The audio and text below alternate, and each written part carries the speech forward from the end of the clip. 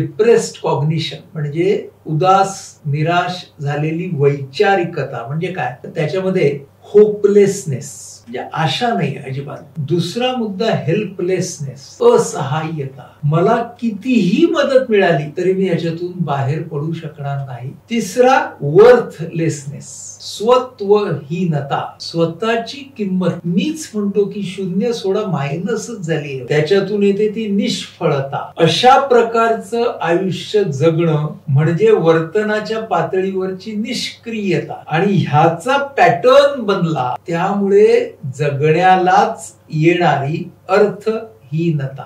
व्यक्तीला हे सगळं जाणवत असतं पण व्यक्तीला हा फरक कळत नसतो विचारांमधला की अरे हा हेल्पलेसनेस आहे, हा होपलेसनेस आहे. आता हे कळणं का महत्वाचं आहे, कारण डिप्रेशन समजून घेणं ही डिप्रेशनशी सामना करण्याची पहिली पायरी आहे.